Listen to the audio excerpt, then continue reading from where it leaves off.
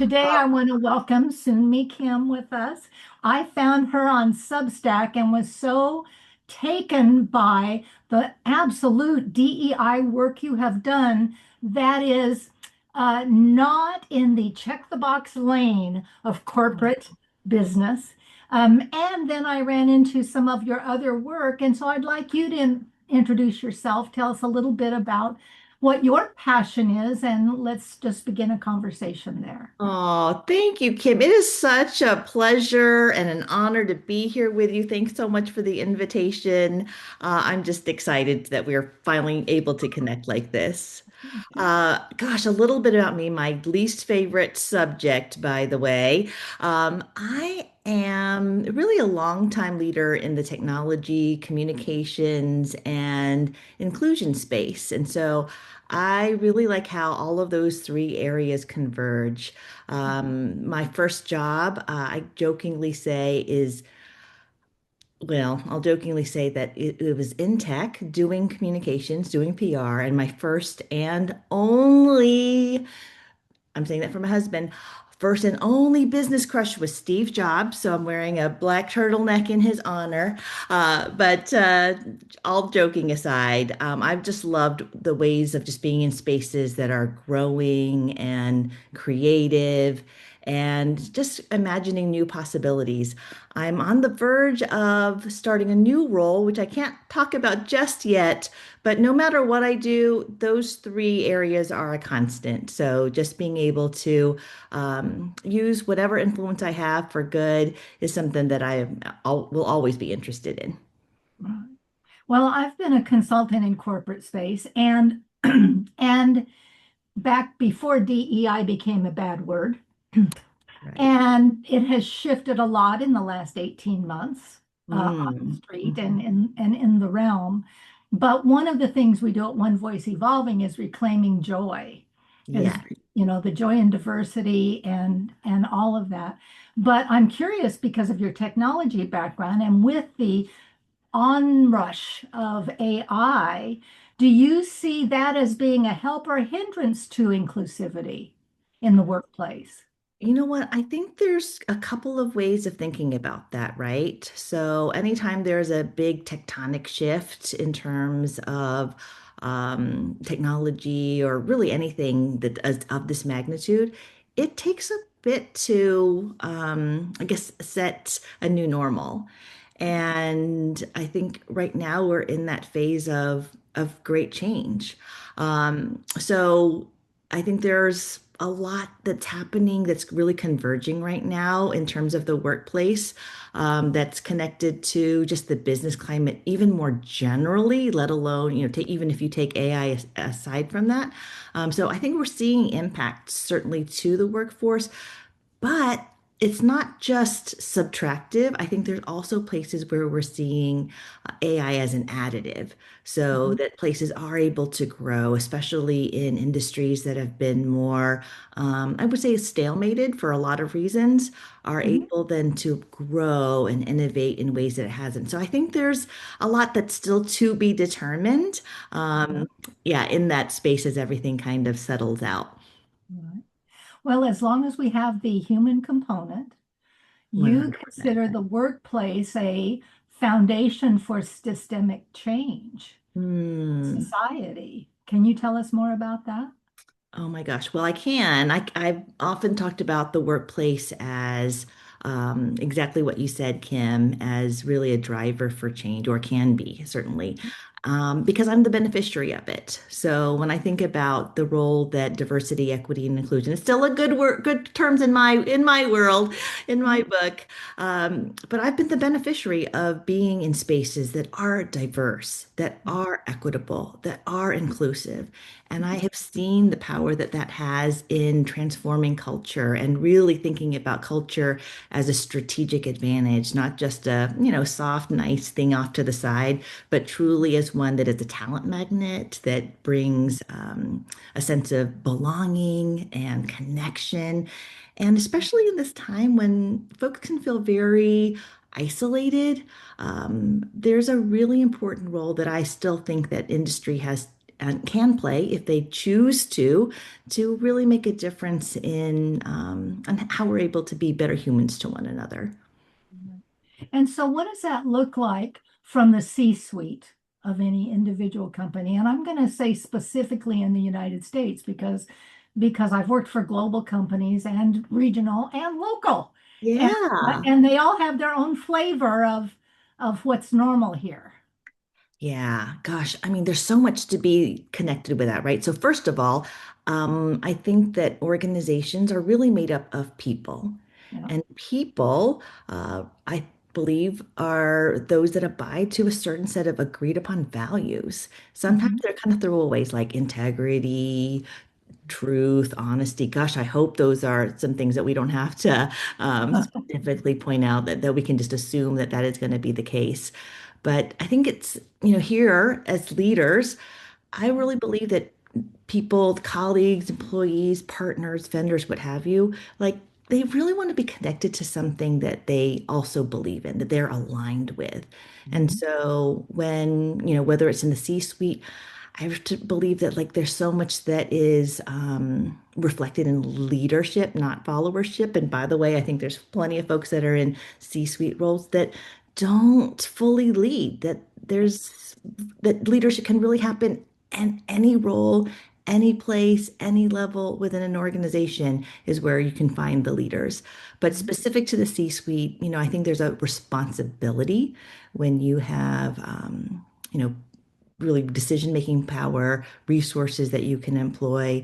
And if those things are aligned with your values and what you're trying to achieve with your company, you can make a heck of a lot of impact if you just wield the power that you've been given in the right way. Right. I did a consulting gig about a year ago with a company that looked really diverse on paper, but when you Mm, actually got into the facility, they were really pretty siloed by ethnicity yeah. in their roles and responsibilities. Yes. We call But that cosmetic it diversity. was, Included. cosmetic diversity in the C-suite. Mm, It was the strangest thing for me to walk in and ask a hard question and have the air suck out of the room while mm, everybody looked to see who was going to talk first. And what I noticed is that after being there, I was on site for a couple of months, that the people who had the most power to make the change had the least to say. And the mm, people who had the least power to affect change had the most to say. mm, So from the floor up, it was like, it was almost like from the office, plausible deniability mm. of, Yeah. does that make sense in any? It does. I mean, context matters, and I think the Mhm. timing matters right now. So when I think about diversity, equity, inclusion, definitely within the last, 16, 18 months, but even prior to that, there's been a chill. And when I think about diversity, equity, inclusion right now, unfortunately, I find it mostly in three different camps. So one I would say is witness protection. So folks that are like, this is so important to us, we want to protect it. Maybe we're putting kind of reorganizing where functions are and how it can still be important and maintained. So there's that element. A second I would call figurehead. And Mhm. figurehead, maybe you have someone in a very statured role, but has no resources, whether that's, people resources or financial resources. So, just basically being defunded and unable to do work outside of their sweat equity. And we see examples of that. And the third, I would put in the bucket of compliance manager. And so just, trying to lay low and make sure we, stay within the lines and sometimes being pre-compliant or overly compliant. And then just really being very constrained in the ways that they're able to do something that's really a change management transformational responsibility. So Well, sadly, I think not everything is in those three buckets, but that's what I primarily see right now in this very challenged environment.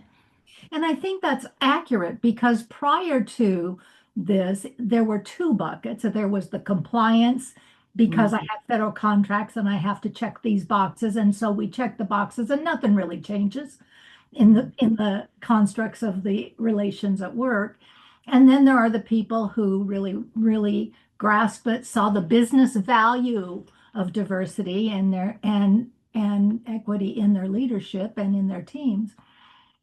The ones who were compliance based because of federal contracts, they dumped DEI as fast as they could when it Mm. became okay to do so. It's one less form to have to fill out, one less document to have to keep. And the Yeah, we other call ones are the them. ones that are resisting at will. But when I started One Voice Evolving, Mm. my first season of guests I had on were people who had been working in that space and burning out. They'd been Mm. in it 20, 25 years, thought that needle was going to move a lot faster than it did. Didn't have any inkling that it was ever going to hit reverse in the next five Mm. years. Mhm. And it is the reverse that I think has caused people both to be exited from those positions in Mhm. large organizations, but to take alternate routes out of self-preservation. And Mhm. so the brain drain from this field is real. How do you imagine that recovery is going to look? Gosh, you've really, ex described the picture of a lot of what is happening right now. And what you described as far as the folks that were in that compliance bucket, we call them the phonies. Oh, Sometimes we'll use the word performative. like, And you know what? I believe in karma. Like people have long memories because it's not just about your company policy. It's about your brand reputation. People have long memories for the decisions that organizations make that live beyond just that moment. So I think when people are making those kinds of decisions, people should remember that. I would say that, number one.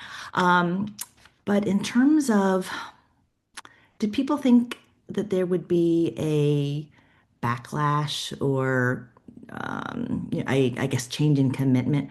I think there was some expectation of that because if we look historically, we yeah. really haven't had that reckoning. And we really haven't had, I don't know, it's it's really distressing that we have made it okay to Mhm. not confront facts, Yeah. history, journalism, truth telling. Really, I think some basic things that are so important for a culture and a society to move forward. A certain kind of before you have the reconciliation, you have to have the truth, right? It's called truth and reconciliation. And yeah, so my hope is that you know what? Life is long. We always talk about how life is short, but Yeah. I still have hope because I think there's plenty of people like yourself, Kim, and others that this is still important. And I don't really believe that DEI is dead. I think it's bruised. I think it's been impacted a great deal. I think there's some care that is being taken to just maybe have like reimaginings and new words. But the people who really care about this, we're not a minority. It's a huge group. It's just being perhaps under estimated, and um, it'll be back in a bigger way, I believe. Um, Mhm. yeah. Yeah. So you talked about reconciliation. Mm. And I look at the systems. I'm a systems thinker as Yes, well love it. as, and I look at the systems and I think without reconstruction, deconstruction and reconstruction of the foundational reparations that have never been owned or made, we Mm. keep I've got somebody coming on, another historian. I'm doing a few of those. They Ooh. talk about how history rhymes. It doesn't repeat, it rhymes. And we're in a rhyming season here again. Mhm. And and that we have a new opportunity. This is my hope that this devolution that's happening is is going to give us another shot at clearing the rubble from that foundation to make sure this never happens again. I know it's pie in the sky, and I know I want it to happen in my lifetime, and it likely won't, but I'm going to die trying. Yeah, I think that hope is so important. If you Yeah. take away our hope, Mhm. then what is there, right? I think it works in the favor of those who don't want this kind of thing to exist for us to be hopeless. Mhm. So even if I think about it from a little bit of a vengeful place, I'm like, you can't steal my hope. You can't steal my hope. So yeah, I appreciate that. And wow, you really, oh, I'm going to remember that. History does not repeat, it rhymes. That is so interesting. I love it. Yeah. So when you're in a corporate environment, Hmm. and do you ever find yourself needing to reconstruct or do reparations within that workplace before they can make a new beginning? Or do you tweak, tweak, tweak and let it take as long as it takes? What's your approach? There's so many ways kind of a thinking about ways of thinking about that. So one is we have to meet people where they are, right? And so that is, I think, critically important. I think it's also really important, especially in a business context, to make sure that we're aligned with the organizational objectives so that, I think too often people have thought about DEI as like this cute, adorable thing off to the side doing its whatever it does, and that it is not business aligned. So I think that is actually really, really important. Mhm. I think the words that we use are also really important. I think um, we have to like understand the language of the business in order for because the business exists for a certain reason, right? Yeah. Yes. Yeah. So I think it's so important that we meet people where they are, and even not even just people, but organizations, right? So I think that extends a certain amount of grace and understanding the context environment is super, super important. But I think the role of a person that is doing diversity, equity, inclusion, it's a multi-hat role. You have to understand history. You have to understand the media landscape. You have to be a language strategist. You have, depending on your field, like understand the, impact of health equity or inequity.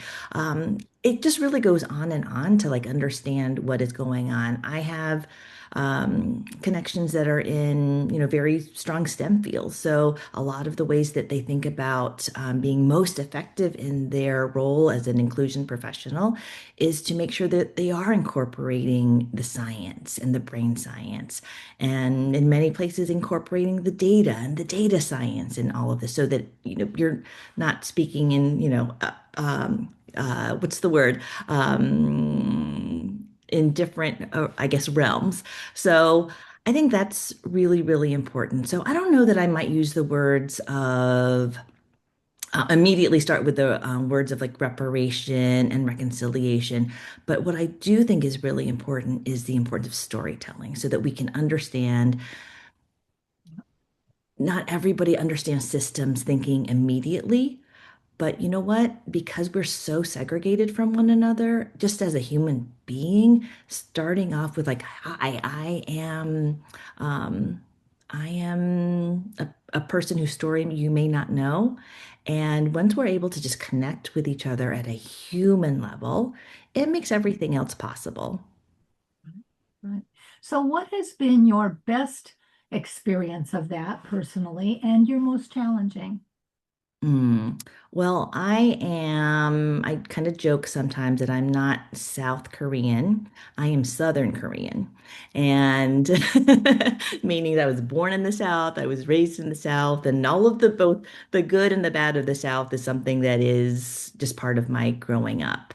And when just being, I would say, a Southern Korean, it just means that for me, the history of civil rights and the civil rights effort, it just looms very large in how I think about this work of diversity, equity, inclusion. I think of it as an aspect of civil rights because that was a fight for a humanity, but also just fairness. And yeah, and I think deep down and maybe it shouldn't be deep down, it should just be surface level, that I think we all think that everything should be just, that things should be equitable. I remember just even as a kid, I grew up in an era where we would play in each other's yards till it got dark. We would go to my front door neighbor's house. We would watch wrestling. At that time, we didn't know that wrestling was fake. We thought it was fun, and and we'd always get like the pitcher of Kool-Aid out, and make sure that all the cups for all the kids that were there were even. Like there was nobody that could have a little bit more or a little bit less. It like, had to be even. So I think just even from a young age, we really believe that things should be fair, that there should be, what do little kids say? Like, oh, that's not fair. So I think there's a sense of like, you know what, things should be just. I think that things should be even. So my hope is that will prevail. I think that's something that, yeah, that I just grasp onto. And yeah, I think if we can recapture, I guess, a sense of like knowledge and history and words, but also the imagination of what can be, that's something that I would definitely want to work towards. And so did you go from Southern Korea to the US? Or Oh, I was actually born here, but my parents at that time, it was just Korea. oh yeah. Uh, yes, but often people kind of think of it as North Korea and South Korea now, but as in Southern Korea, I was really speaking more to like here. I'm from the Southern U.S., but yes, I'm also part of the Korean diaspora. Okay. Okay. And did you experience any challenges, particular challenges in our culture, in the culture of the United States, that are worth talking about for you? Oh my gosh, yes, for sure. But I would say both the good and the bad. Like, and that's life, right? Everything is not all good, not all bad. Um, we I mean, what we always call like FOD. I think Shonda Rhimes came up with that at first, only indifferent. Like we were always the FOD. We were so graciously welcomed by some. And in other cases, it was a little bit more challenging because we were so different from, other places. My father was a professor at different historically Black colleges and universities, HBUs across the South. And we would often be in cities and towns that were near military bases. So there was sometimes like a connection to, I would say, families that were connected to the military, many times biracial, multiracial families. Um, but my sister went to a school named for Robert E. Lee, right? And we didn't know what was strange or different about that. I looked them up recently and I noticed that the mascot says the Generals. Is Uh-huh. that not weird, in this day and age? But there's a Lee High School, which is Robert E. Lee High School, all across this country. Mhm. And the rival high school is Jeff Davis, which is Jefferson Davis High School, all across this country. And we may not think of it because it's just kind of the background noise of life, but like, whoa, that is interesting. It's An like, interesting history. it is. It is. Yeah. Yeah. So, but to answer your question, yes, I mean, like anything, I think we're so accustomed to going to any place and being stared at, I'm so accustomed to like, oh, your English is really good. Like, thank you. I was born here. Or but then, like Questions, yes. there's If so they don't many want that to they touch don't your even hair. register. So on your Substack, what's the name of your Substack? My Substack is unmuted. And yeah. Unmuted. How did you select that as your? Oh, Kim, such a long story with that one, which is this. I mean, I think I felt muted for a long time. Um, I don't know about you, if you come up with like that word of the year, but one year my word was unmuted. And I think the words that we choose are quite telling, right? And not for, was I bound and gagged? No. But there's also roles that we have to make sure that we're careful about when we are representatives of an organization. And it's also something that was, I think, weighing heavily on my mind because we have been through a very challenging time when I would call it, there are some examples of strategic silence, but what I largely see is cowardly silence. And so, in this time when there's so much cowardly silence, then to be um, kind of like self-silent, um, or just superly cautious and hesitant just because, every um, lever of power is being used against many organizations, whether it is the threat of federal contracts or the threat of, business downturns and how that impacts real people, lives and livelihoods, and having to be, very um, thoughtful about how you show up. And for me, I really came to a place like, I can't do this. I think I'm here for a reason. I think I'm here for a purpose. And when I think about my ancestors who've survived a lot worse things than this, I think I do a dishonor to them if I capitulate to um, this threat of all of these threats and the fears that are trying to be imposed. And so my Substack really was a bit of my own kind of self-liberation to say the thing. And every time I publish, I'm like, click, then I'm like, oh, I'm terrified. Um, Yeah.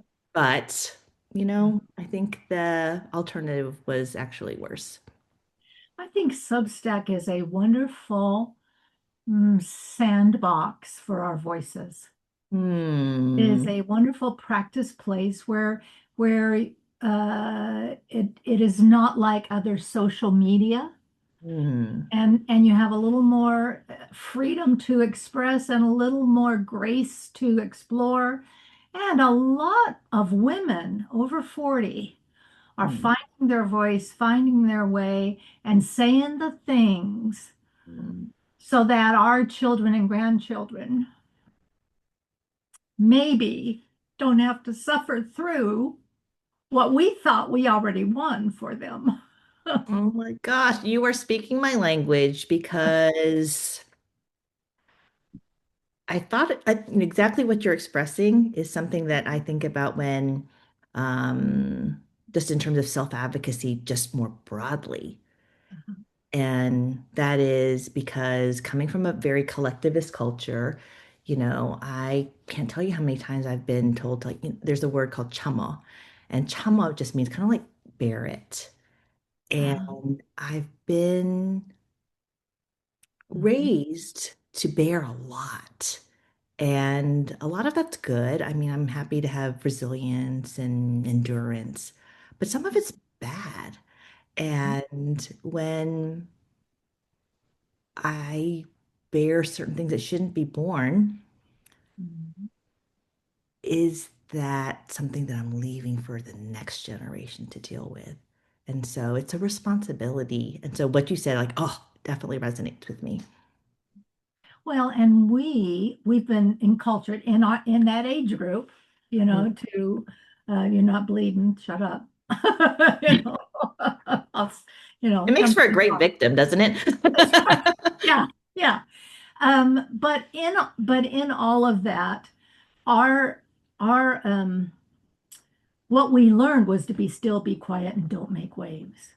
And Mm, the reason why I work with women over 40 to reclaim their voice and transform the story of their life, because we believed and have believed not only the lies we've been told, but we believed that silence was self-preservation, that mm, our silence would keep our family safe, would keep us safe, would keep the secrets going another generation, but it was okay. It didn't kill us, it wouldn't kill them, kind of mm, thing.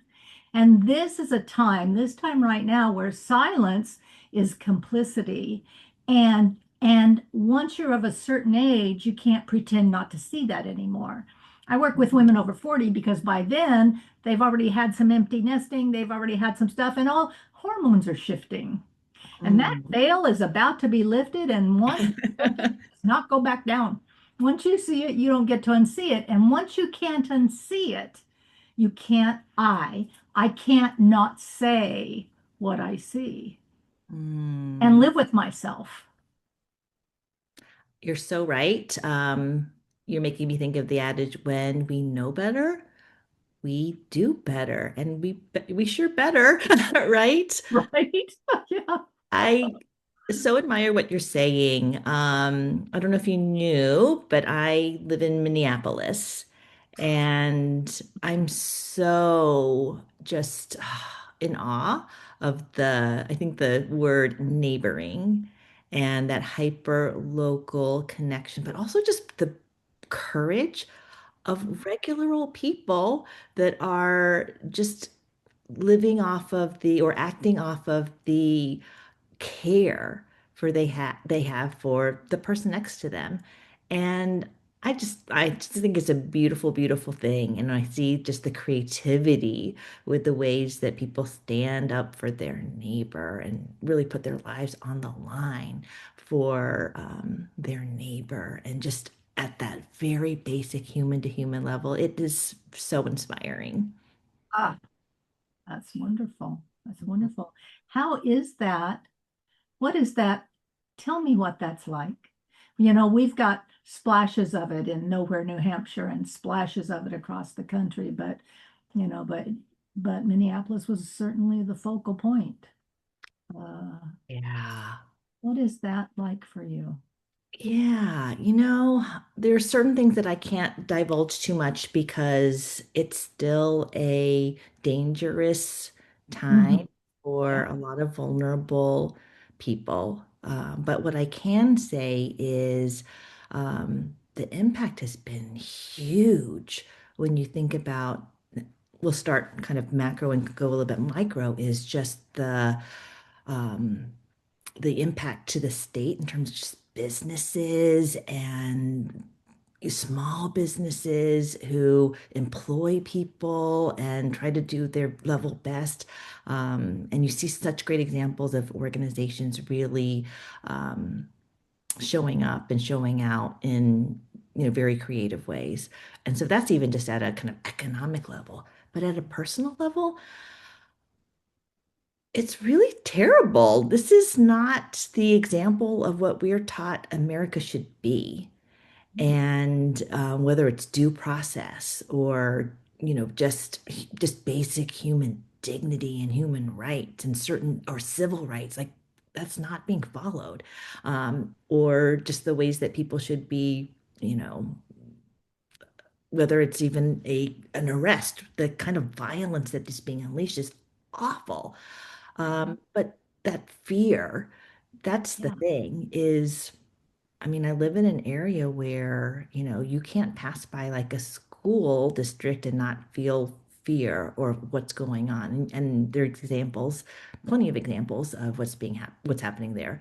But on a very personal level, yeah, you know what? I carry a laminated copy of my passport in my purse at all times. I have to tell my kids what I would normally say, just a little extra, like, be careful, you don't know. Or when we're out walking to see an SUV on the road, like, oh, just a little bit concerned, or going to a different grocery store where, it's just like, so everyday life has been impacted. And though there's been a drawdown, Mhm. that memory still exists, and you just don't know because the impact has Mhm. not been resolved. It's still happening. We just don't know. And so it's been the courage of people with their whistles and their cameras and showing up when they don't have to. It's been huge.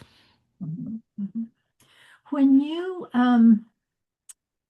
so I'm seeing an intersection. There's an intersection of of uh gender, of Mm, women, okay? mm, Because, there's a laundry list that white men in America will never understand about why white women in America don't feel safe in public. Don't mm, go out at night. Never, oh, don't go out alone. Da, da, da, da. After the last election, when I found out that 52% of white women voted for the way they did, it was the first time in my life that I stepped out of my door suspicious of people who looked like me. mm, Was the first time. And it gave me a whole nother layer of awareness about what it must feel like in black or brown skin to live mm, in this mm, white neighborhood or whatever it is. But it was the first time that it was like, I don't feel safe around the people that I was always trained were mm, safe. And mm, then the police action started. mm. And then the police officers that you were always taught, you could always go to a police officer, they were safe. My ass. Okay. And I watch SUVs the same way you do.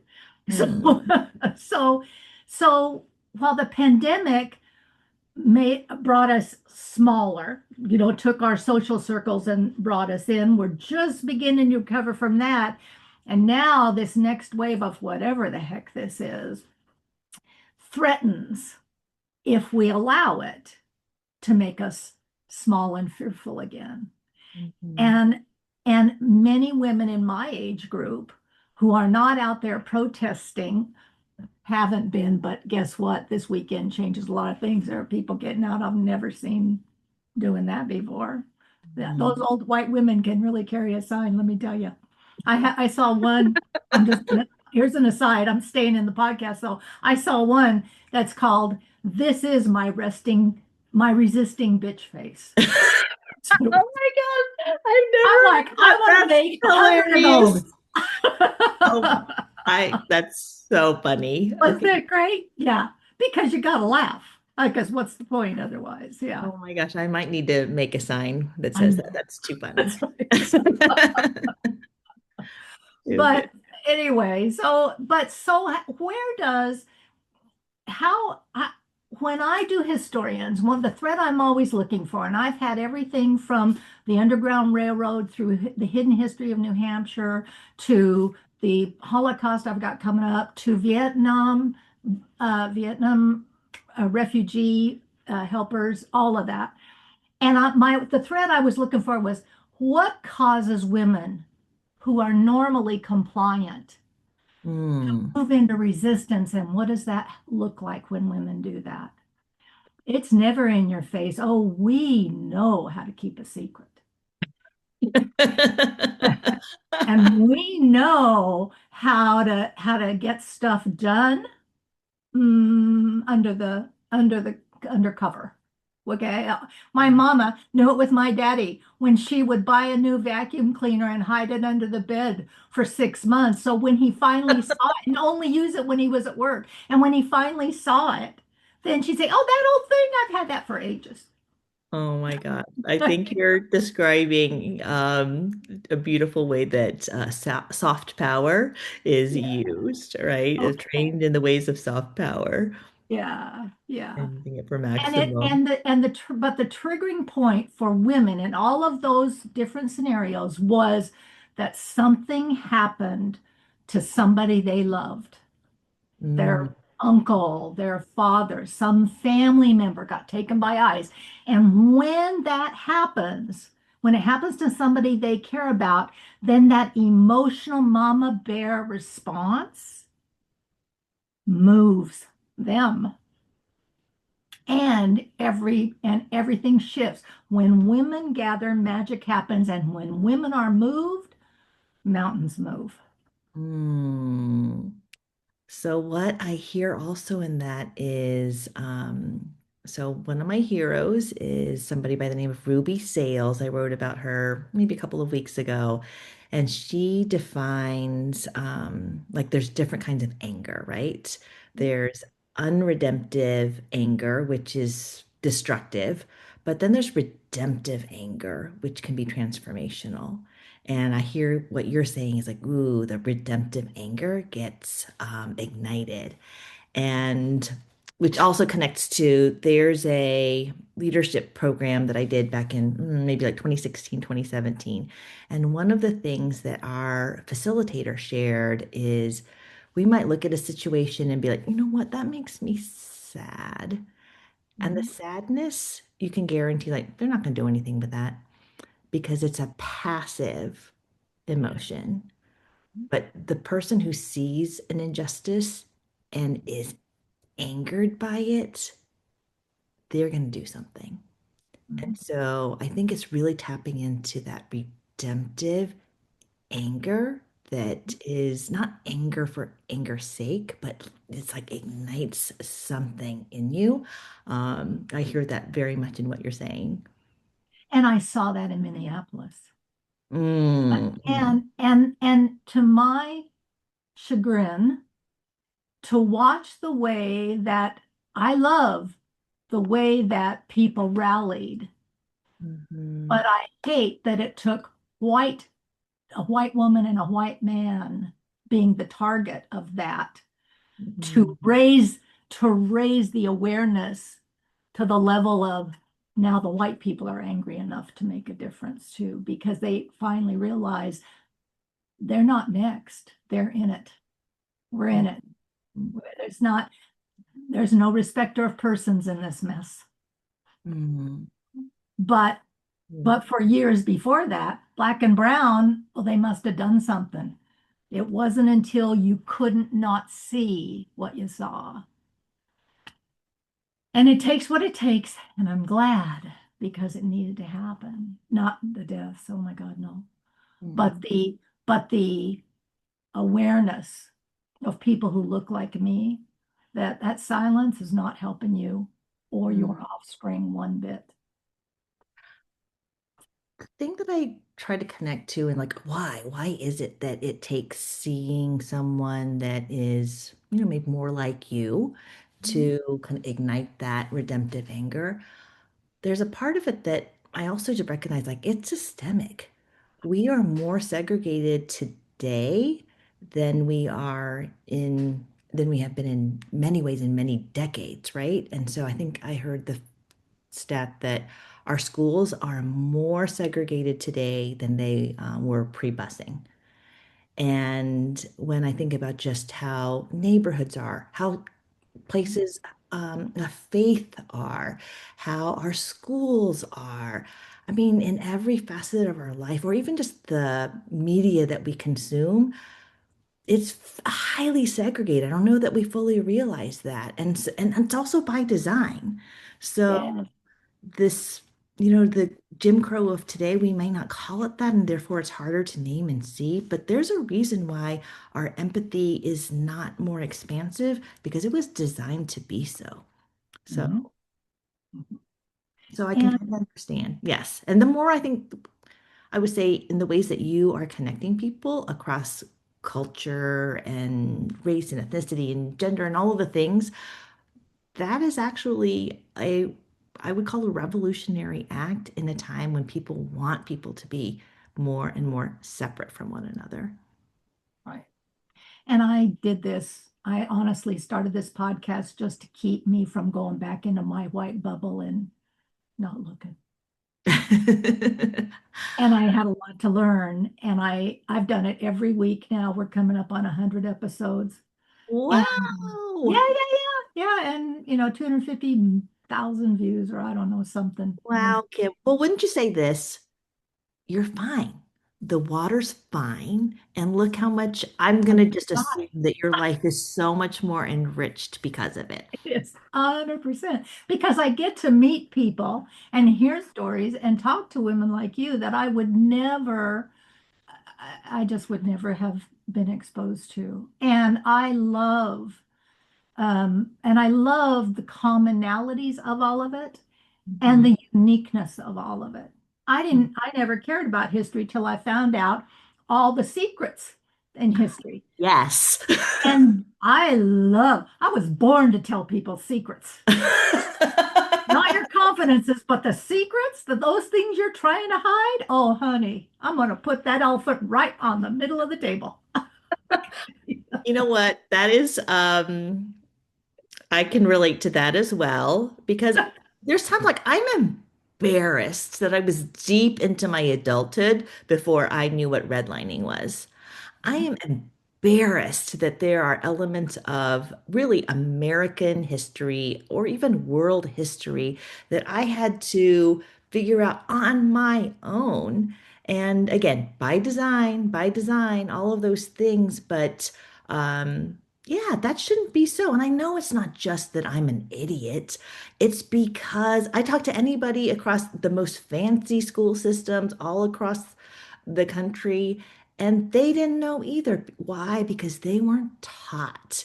And Right. what maybe we took for granted or just kind of trusted, we see now because of we see the book bans, we see the obfuscating of history or just vilifying those who try to tell the truth. It's so clear of what the design has been because we see what the design is now. And it sounds like from your experience, and certainly it been mine, is like, okay, well, I'm going to have to then take it upon myself. And I love that you're taking people along that journey with you as you learn as well. Like, that's what it takes. Yeah.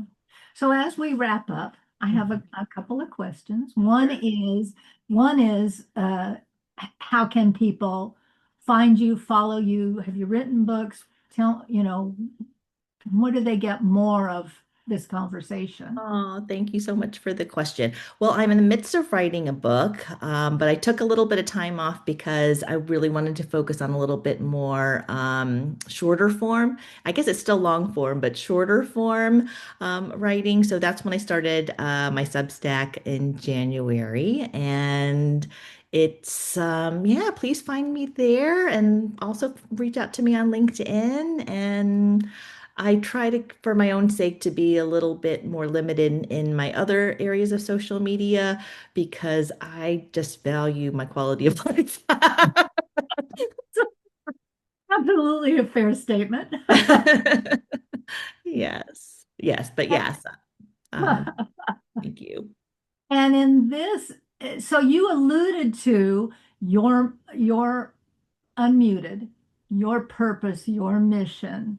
Mm. Can you tell us uh, what that is from your heart that to ours, and that our audience to leave them some essence of you before you go? Oh, well, thank you.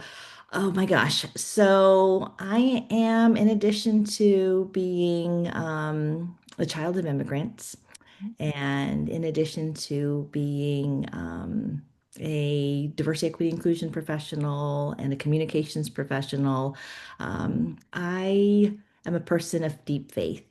And the wisdom and the modeling that has of people in our midst that doesn't have to be fancy, but just to be a truth teller, to help foster racial reconciliation. That's something that I care so deeply about. I hate that we are so divided when we don't need to be. Just as you described, Kim, I think when we go on this journey of learning, but also connecting and relating with others, it is a rich life. I'm so privileged that people have entrusted me with their stories and shared who they are, and being in relationship, but also in community like that is, I think it's a beautiful thing. And I want to really extend that to everyone.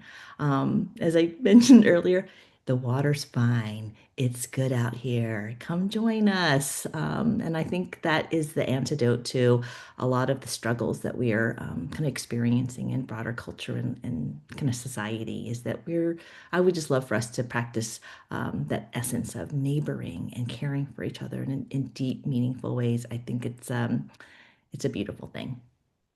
Thank you. I love the term racial reconciliation, and Mm, I think about I think I just lost my thought, so that'll be the end of that. We'll end with that's okay. I love it. I'm gonna be noodling on that one. It'll come to me as soon as we hang up. Oh, well. one of my dear, I read Long Walk to Freedom from Nelson Mandela this summer. It's a real thick read, so I'm so glad I did it with the group. And there's this line in there that I thought is just stuck with me. And it's early in the book when he talks about going to this boarding school and he's with fancy people and in fancy situations. And he mentions, you know, though I felt myself lucky to be in this space and I emulated those around me. But then there's the next line, dot, dot, dot. And yet I did not want to be them because I thought it was the luckiest thing in the world to be from the region that he was from and to be raised to be an advisor to the king of his area and then to grow up how he did. And I often think about that because it so encapsulates how I think about myself, which is I'm in fancy spaces or executive spaces, and I can appreciate it, but I don't want to be them because I find it to be the luckiest thing in the world to be the daughter of my parents and to be raised the way that I was and to have a sense of what I think is important in this life. So anyway, it's a long-winded way of saying I thank you for just giving me the space to be proud of who I am and to share my purpose. It means a lot. Thank you so much, Sumi. It's been wonderful to have you, and I will talk you up on Substack and Oh. and keep sharing. Absolutely. Well, Sandy, likewise. Thanks for everything you're doing.